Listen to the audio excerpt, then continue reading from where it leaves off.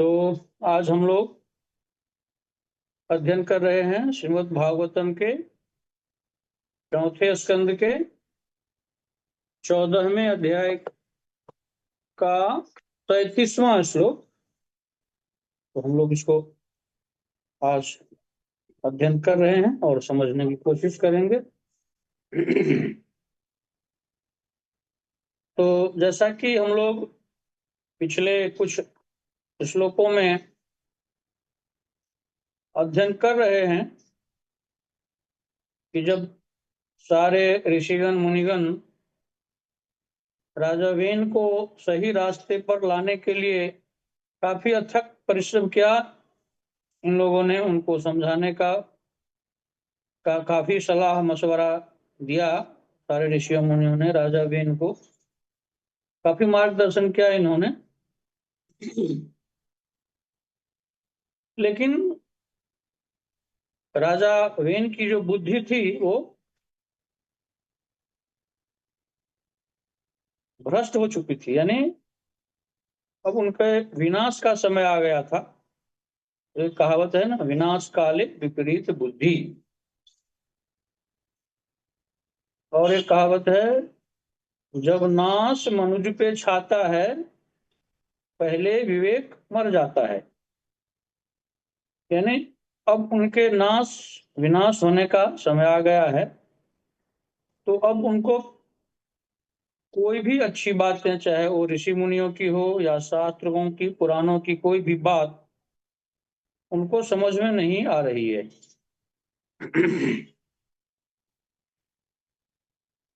तो अब यहाँ पे मैत्रेय मुनि विदुर जी से कह रहे हैं, जब ये सारा जो संवाद है वो मैत्रेय मुनि और विदुर जी के बीच का ही है।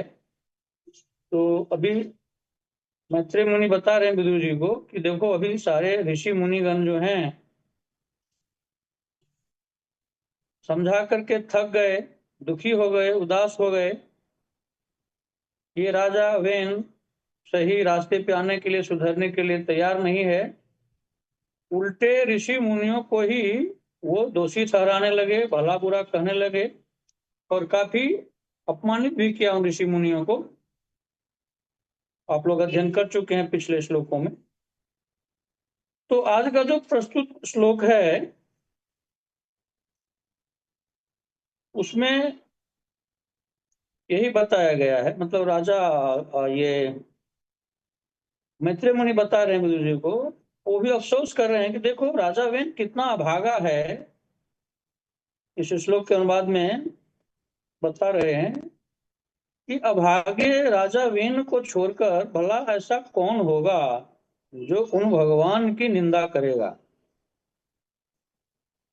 राजा वेन की बुद्धि इतनी कुत्सित हो गई थी, इतनी भ्रष्ट हो चुकी थी कि वह भगवान की ही निंदा करने लगा है,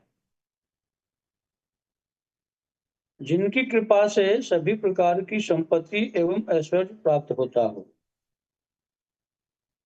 अनुवाद में बताया जा रहा है कि जिस भगवान श्री कृष्ण की कृपा से सारे जीवों को, सारे मनुष्यों को, जो भी 84 लाख योनियां हैं, उनके पास जो कुछ भी प्राप्त है, धन है, संपत्ति है, ऐश्वर्य है, बुद्धिमत्ता है, पद है, प्रतिष्ठा है, सारे भगवान श्री कृष्ण की कृपा से है। राजा वेन भी जो पूरे राज्य का, पूरे साम्राज्य का जो मालिक बन बैठा है, राजा बना हुआ है, वो भगवान की कृपा से ही है। लेकिन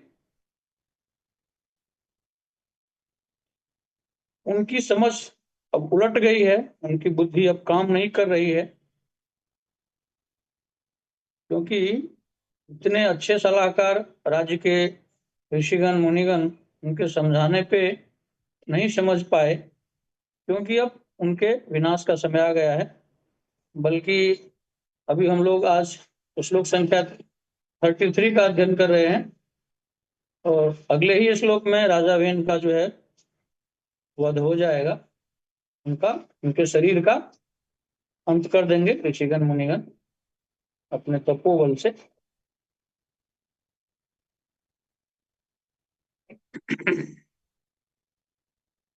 तात्पर्य में जगद्गुरु श्री प्रभुपाद जी बता रहे हैं, जब मानव समाज व्यष्टि रूप से या समष्टि रूप से ईश्वर विहीन हो जाता है और भगवान की सत्ता की निंदा करता है, तो समझिए कि उसका विनाश अवश्यम भावी है।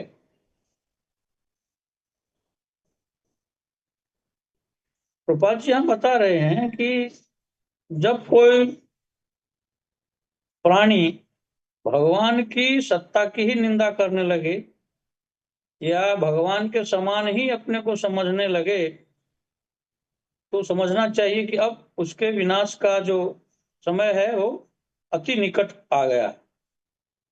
जैसे आप लोगों ने भी पढ़ा होगा, सुना होगा, ये कथा महाभारत में भी है, श्रीमद् भागवतम में है। एक राजा पौंड्रक थे, ये द्वापर युग की ही बात है।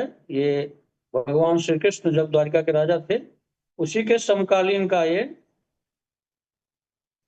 बात है। वो पौंड्र देश का वो भी राजा था, राजा पौंड्रक। और भगवान श्री कृष्ण द्वारिका के राजा थे। तो ऐसा होता है कभी कभी, पुराने जमाने में भी होता आया है, आजकल तो बहुत है ही, कि अपने से समकालीन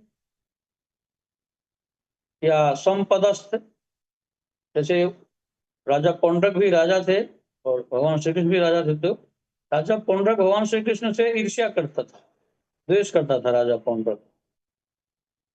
और उसने अपने को ही भगवान घोषित कर रखा था। इससे दो कदम और आगे भगवान श्री कृष्ण, जो चतुर्भुज रूप, भगवान का जो मूल रूप है, भगवान विष्णु का शंख चक्र गदा और पद्म धारण करते हैं ना चार हाथ में। तो वो राजा पौंड्रक इतना ईर्ष्यालु था, भगवान श्री कृष्ण से इतना ईर्ष्या और द्वेष करता था कि अपने को उसने भगवान मान बैठा और बोला कि मैं ही जो है वो भगवान हूँ। और दो हाथ तो थे ही उसके, दो उसने लकड़ी के हाथ बनवा लिए और चारों हाथों में शंख चक्र गदा और पद्म धारण कर लिया। इससे और दो कदम आगे उन्होंने भगवान श्री कृष्ण को, जो द्वारिका के राजा थे उस समय, उनको संदेश भिजवाया कि अब मैं ही भगवान हूँ। ये पौंड्रक संदेश भिजवा रहा है कि मैं ही भगवान हूँ, मैं ही विष्णु हूँ, और आप द्वारका के राजा आप नहीं हो। आप द्वारिका के राजा के पद को छोड़ करके आप यहाँ से भाग जाओ। तो जब भगवान श्री कृष्ण ने देखा कि अब तो इसका अति हो गया, अब तो ये आवश्यकता से अधिक ही उदंडता पे उतर आया है राजा पौंड्रक, तो अब इसका वध हो जाना चाहिए, अंत हो जाना चाहिए।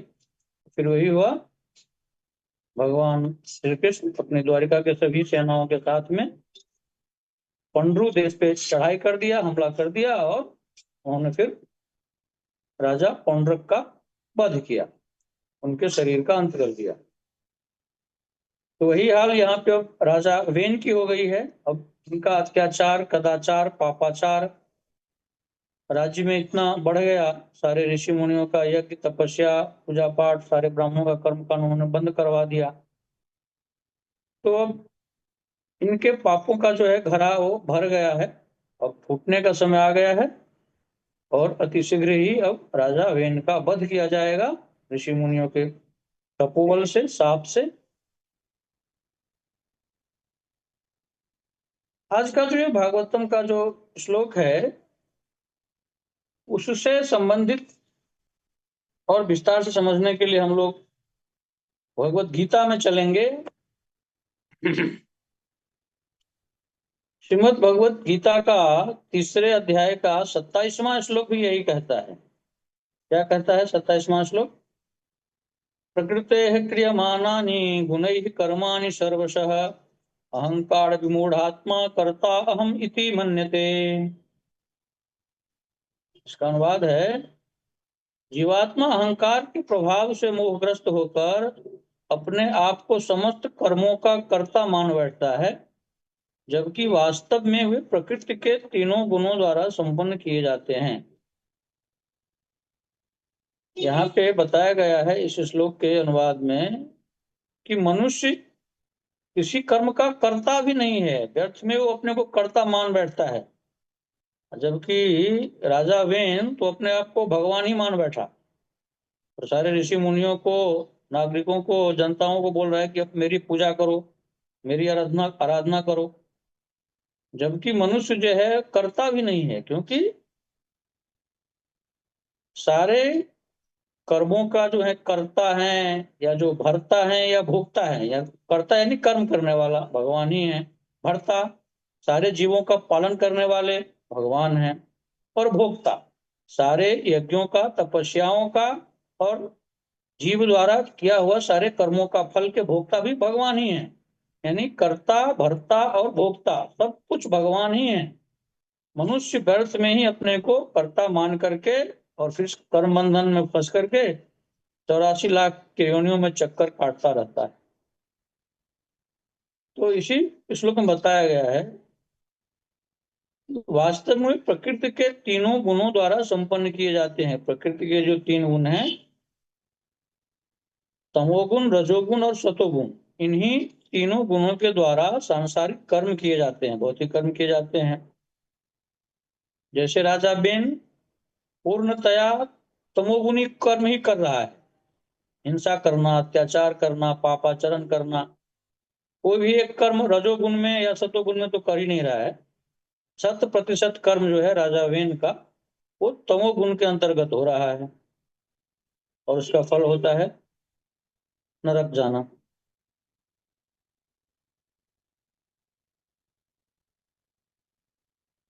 तो इसी भागवतम के श्लोक को और पुष्ट करने के लिए भगवत गीता का और एक श्लोक को हम लोग देखेंगे, 5वें अध्याय का 29वां श्लोक।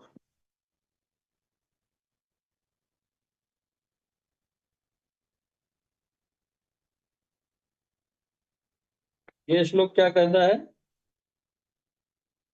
भोक्तारं यज्ञतपसां सर्वलोक महेश्वरम सुहृदं सर्वभूतानां ज्ञात्वा मां शान्तिमृच्छति।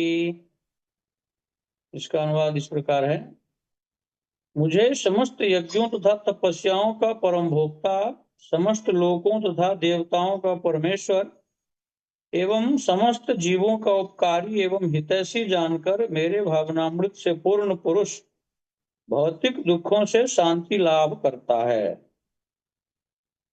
तो भगवान श्री कृष्ण खुद बता रहे हैं, अर्जुन के माध्यम से हम सारे जीवों को बता रहे हैं, सांसारिक बद्ध जीवों को, मनुष्यों को ये बता रहे हैं भगवान श्री कृष्ण अर्जुन के माध्यम से कि मुझे समस्त यज्ञों तथा तपस्याओं का परम भोक्ता समझो। कि तुम अपने जीवन में जो भी यज्ञ करते हो, तपस्या करते हो, या जो भी कर्म करते हो, उसका भी जो फल का जो भोक्ता है वो मैं ही हूँ।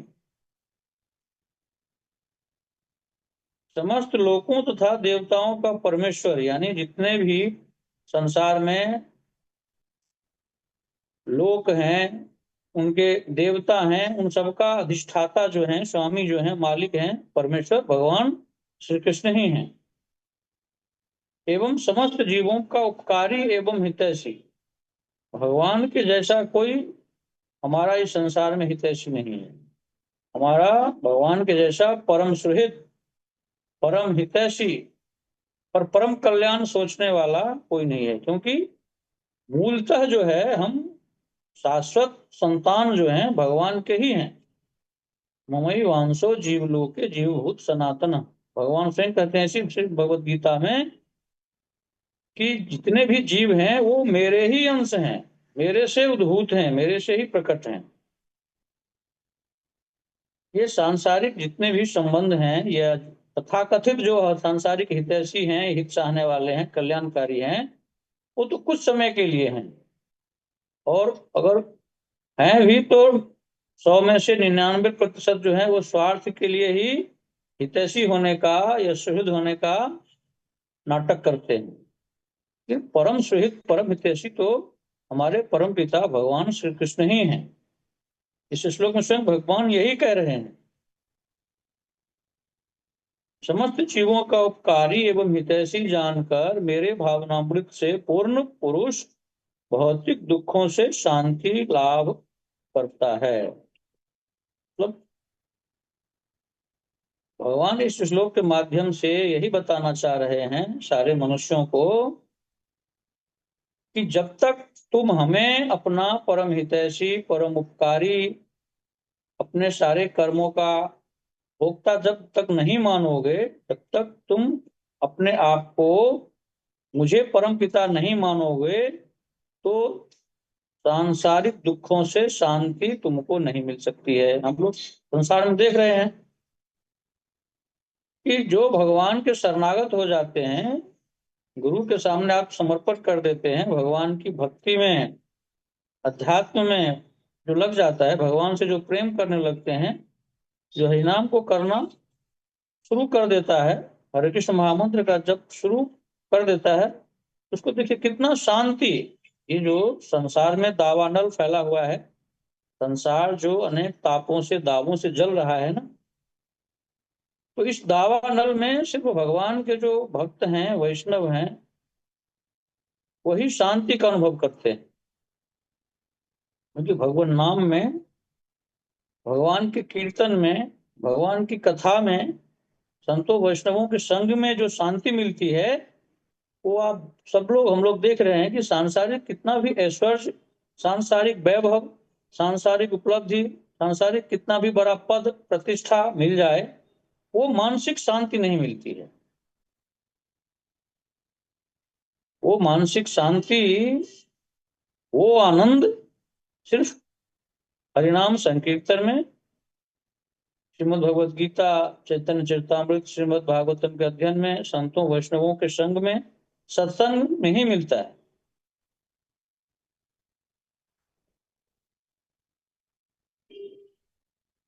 इस श्लोक के तात्पर्य में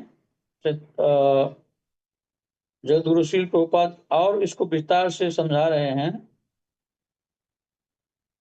माया के वशीभूत होकर सारे जीव सर्वत्र अपना प्रभुत्व जताना चाहते हैं, लेकिन वास्तविकता तो यह है कि सर्वत्र भगवान की माया का प्रभुत्व है। मतलब जैसे ही राजा वेन को ले लीजिए, राजा वेन के माध्यम से आप इस संसार में सारे मनुष्यों को ले लीजिए जो बद्ध हैं, जो भगवान के शरणागत नहीं हुए हैं, भक्त नहीं बने हैं, वैष्णव नहीं बने हैं, उनको आप देख रहे हैं कि वो इस संसार पे अपना प्रभुत्व जताना चाह रहे हैं। जैसे राजा वेन अपने को भगवान मान रहा है, और इस संसार में भी, भौतिक संसार में ही सारे मनुष्य जो हैं, वो प्रकृति पे ही प्रभुत्व जताना चाहते हैं। यानी इस संसार में जो कुछ भी उसके द्वारा अर्जित किया गया है, चाहे वो दुकान हो, मकान हो, फ्लैट हो, बंगला हो, उसके जो परिजन है, उसका कर्ता धर्ता मालिक स्वयं अपने आप को मान बैठता है। लेकिन जब लेकिन सच्चाई है कि ये सब भगवान के प्रकृति की अध्यक्षता में ये सब जो है, सब संसार चल रहा है। सांसारिक जितनी क्रियाएं हैं, ये सब भगवान की अध्यक्षता में सब संपन्न हो रहे हैं। इस पे मनुष्यों का कोई अधिकार नहीं है। लेकिन व्यर्थ ही मनुष्य अपने को इसका मालिक मानकर, कर्ता मान करके दुख में फंस जाता है। क्योंकि जैसे ही हमने जो कुछ भी अपने प्रारब्ध के अनुसार या कर्मों के अनुसार सांसारिक वैभव या सांसारिक उपलब्धि हासिल की, ये भगवान की कृपा से हुआ है, प्रारब्धानुसार हुआ है, लेकिन इसके मालिक स्वामी भगवान है। अगर हम अपने को मानते हैं, उसमें थोड़ी सी भी अगर व्यवधान उत्पन्न होता है तो हम दुखी हो जाते हैं। जैसे हम व्यापार में, बिजनेस में बहुत सारे लाभ कमाते हैं, थोड़ी सी हानि हो जाती है तो हम बड़े दुखी हो जाते हैं, क्योंकि अपने को कर्ता मान बैठते हैं। लेकिन अगर हम भगवान को इसका स्वामी मानेंगे, तो हानि हो या लाभ हो, बहुत ज्यादा फर्क नहीं पड़ता है। अगर हम अपने संतान को या परिजन को अपना मान बैठते हैं कि इसका मालिक मैं हूँ, इसका स्वामी मैं हूँ, इसका पिता मैं हूँ, भाई मैं हूँ, तो उस परिजन को थोड़ी सी भी अगर तकलीफ आती है, कष्ट आता है, विपत्ति आती है, तो हम एकदम से दुखी हो जाते हैं। लेकिन जब हम ये मानेंगे कि ये भगवान की संतान है, ये भगवान का अंश है, इसके मालिक भगवान है, हमें तो सिर्फ निमित्त मात्र बना करके भगवान ने इनके सामने इनकी सेवा करने के लिए प्रस्तुत किया है। तो किसी परिजन को, संबंधी को, संतान को अगर दुख होता है, तकलीफ होता है, कष्ट होता है, तो हमारी जिम्मेदारी इतना है, सिर्फ हम उनकी सेवा करें जितनी हमारी सामर्थ्य है।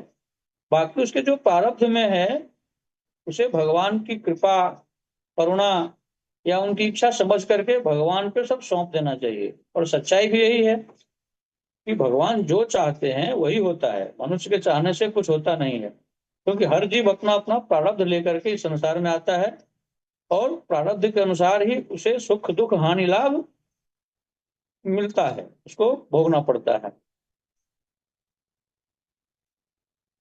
रामायण में है ना, जन्म मरण, लाभ हानि, जन्म मरण, यश अपयश विधि हाथ। मतलब जन्म लेना, मरना, यश अपयश, हानि लाभ, जीवन मरण, सब प्रभु के हाथ में है, भगवान श्री कृष्ण के हाथ में।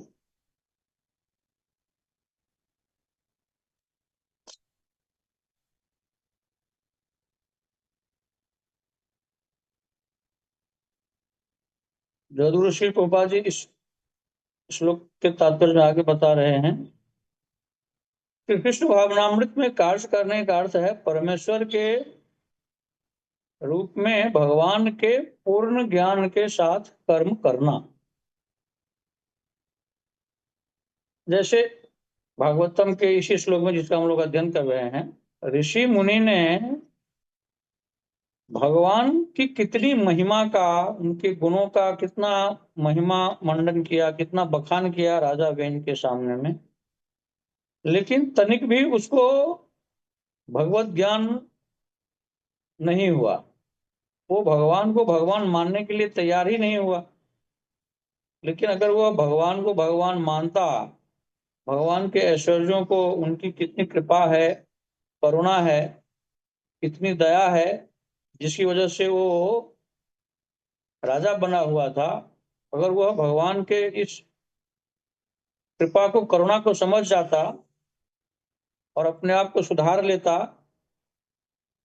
राज्य की जनता, नागरिकों के शांति के लिए, सुख के लिए, कल्याण के लिए अगर कर्म करता, तो वह बहुत समय तक खुद भी राज्य का सुख भोग सकता था और राज्य के नागरिकों को भी सुख प्रदान कर सकता था।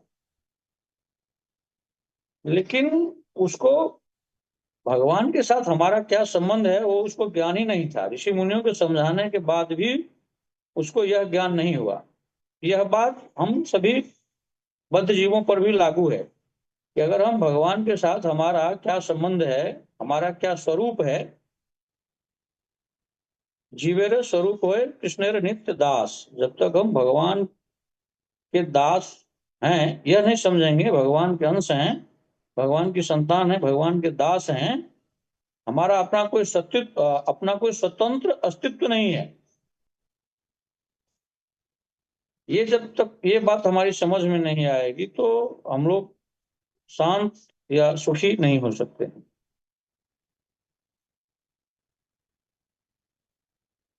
परमेश्वर के साथ अपने संबंध का पूर्ण ज्ञान प्राप्त करके कृष्ण भावनामृत में कर्म करना।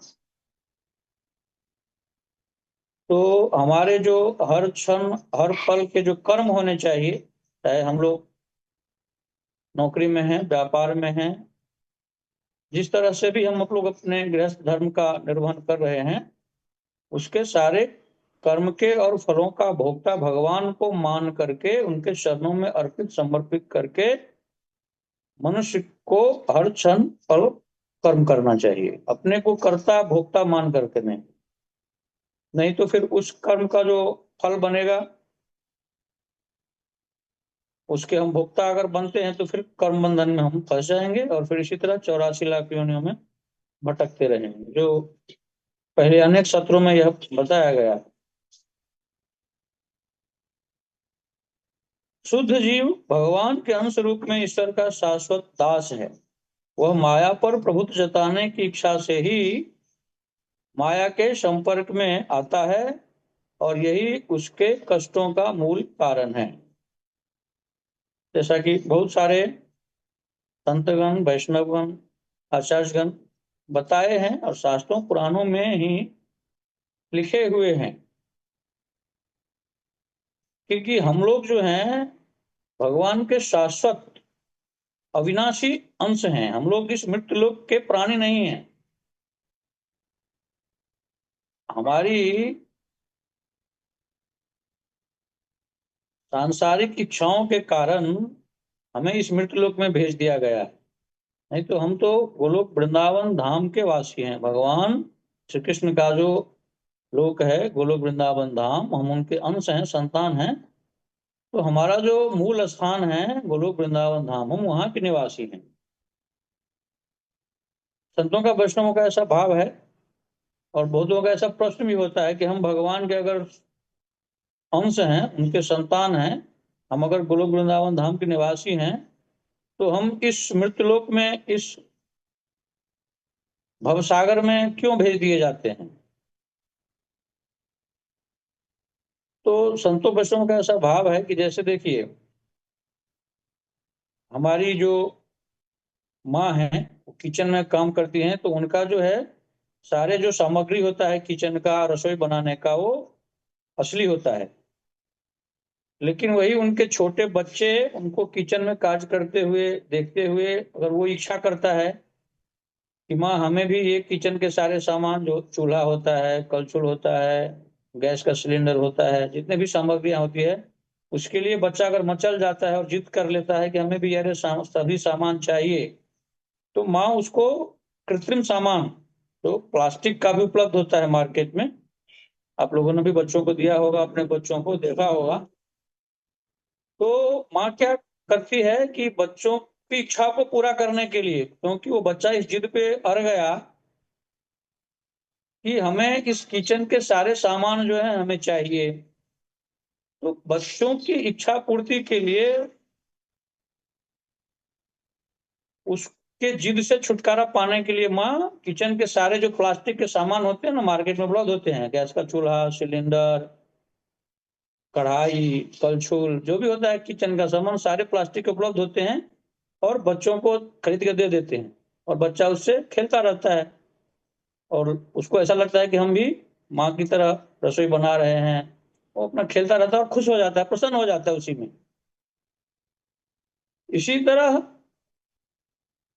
भगवान के अंश होने के नाते जब वो भी इच्छा करता है कि हम भी संसार में जाएं, पृथ्वी लोक पे जाएं,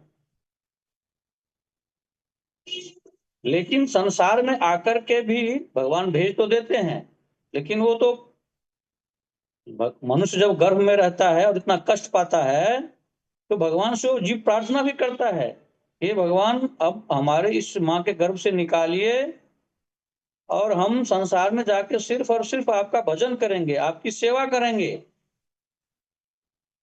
तो भगवान भेज तो देते हैं इस पृथ्वी पर कि चलो तुम पृथ्वी पर जाओ, लेकिन मेरा भजन करना, मेरी सेवा करना, मेरी भक्ति करना, और पुनः तुम गोलोक वृंदावन धाम को वापस लौट जाना। लेकिन जब मनुष्य अपने माँ के गर्भ से बाहर आता है और जब इस सांसारिक चकाचौंध को देखता है, अब जब उसको ये ज्ञान होता है, तो फिर वो सांसारिक विषय भोगों में, सांसारिक भोग विलास में,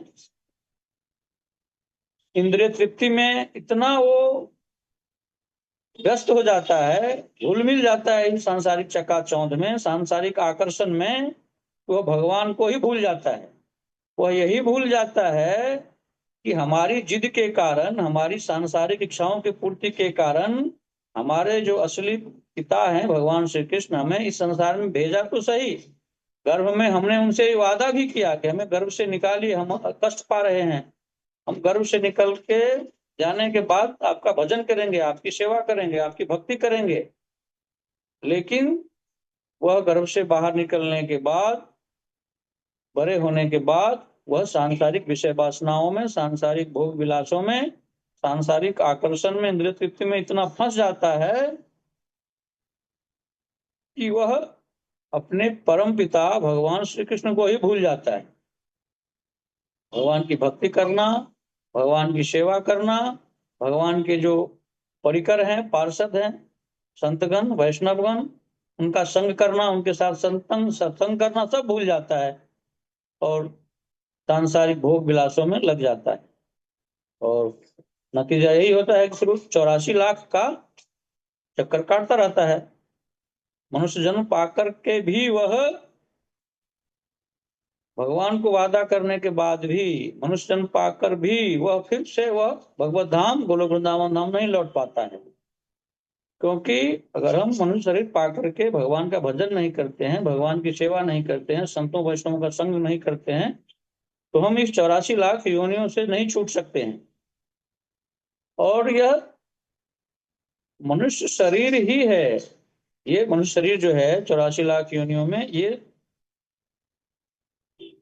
कर्म योनि है। यानी इसमें हम कर्म करके या तो नरक जा सकते हैं, या सत्वगुण में कर्म करते हैं तो स्वर्ग लोक जा सकते हैं, और तीनों गुणों से ऊपर उठ करके, सत्वगुण रजोगुण तमोगुण से ऊपर उठ करके त्रिगुणातीत होकर के शुद्ध सत्व में अगर हम कर्म करते हैं, यानी भगवान के कर्मों चरणों में सारे कर्म फल अर्पित समर्पित करते हैं, संतों वैष्णवों के संग में रहते हैं, हरे कृष्ण महामंत्र का जप करते हैं, शास्त्रों का अध्ययन करते हैं, तो हम पुनः गोलोक वृंदावन धाम लौट जाते हैं।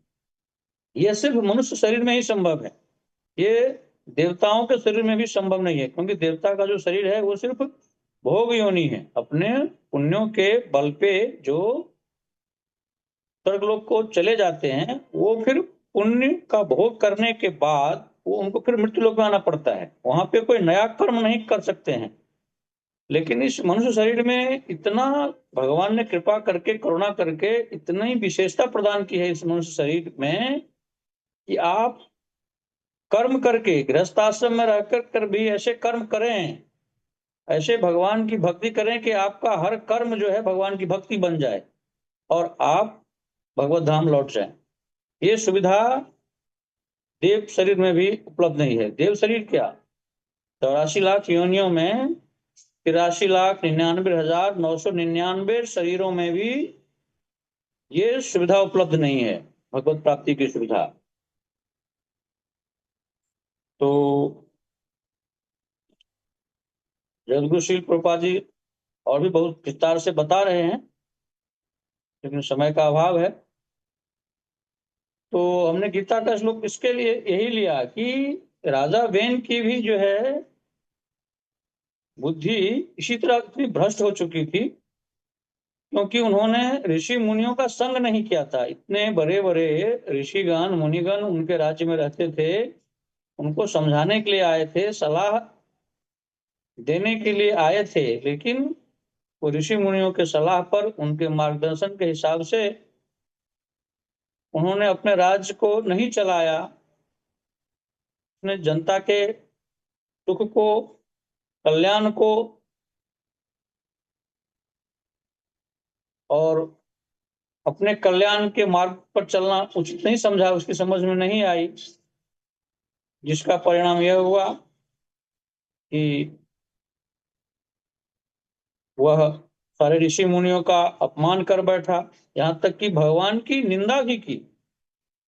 भगवान, खुद को भगवान घोषित कर दिया कि मैं ही भगवान हूं, मेरी ही पूजा की जाए, इससे बड़ा अपराध और क्या होगा। तो उसका विनाश का समय आ गया था। तो आगे हम लोग अध्ययन करेंगे अगले ही श्लोक में। अब ऋषिगण मुनिगण अपने साप से, तपोबल से उसके शरीर का अंत करेगा, और फिर बाद में उनके शरीरों को, भुजाओं को मंथन किया जाएगा, जिससे महान धार्मिक राजा उत्पन्न होंगे, महाराज पृथु। उसका अध्ययन हम लोग आगे करेंगे। तो आज के श्लोक को हम यहीं विराम देते हैं।